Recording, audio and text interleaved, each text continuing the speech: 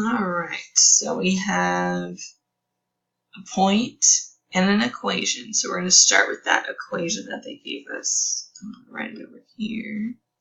Oh, let me get a pen. Alright, it gave us 3x plus 7y equals 1. First thing we want to do is move that 3x to the other side.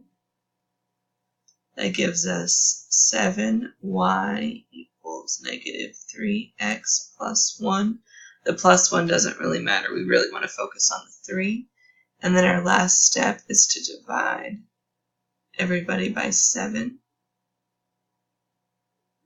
And the only thing we really care about out of that is this number here, negative 3 over 7.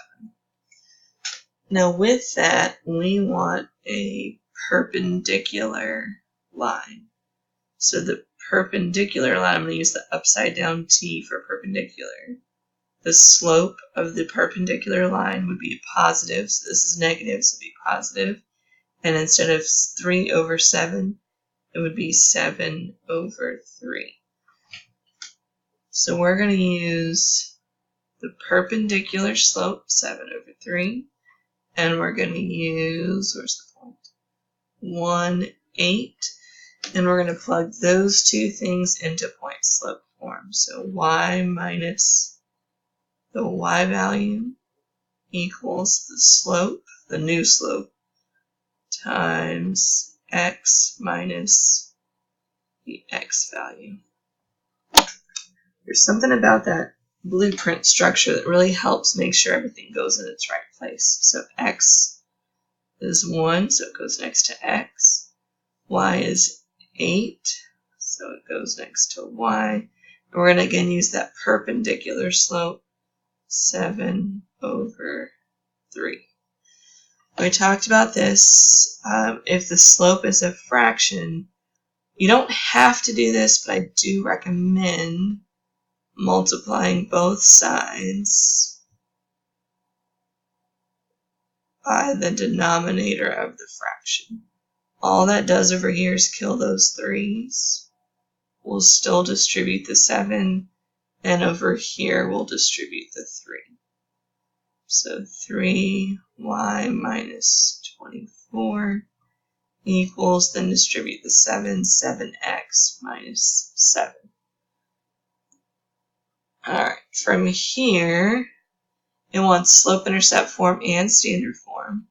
So I'm going to go ahead and add that 24 first.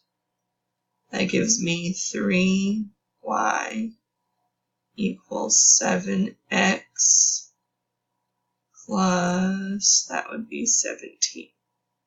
Now we're going to do two different things to this same equation. The first thing we're going to do is divide everybody by 3. That gives us slope-intercept form. So y equals 7 over 3x plus 17 over 3. Now I'm going to erase that here for just a second. Oops.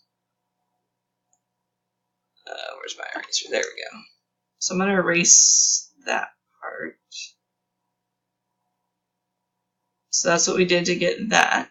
Now we're going to do something different to get standard form. We're going to move that 7x to the other side. That's going to give us negative 7x plus 3y equals 17. I'm not sure if it'll take it with the leading negatives. So if we want to switch all the signs, you would just change every single sign. So that's going to be positive 7x minus 3y equals negative 17.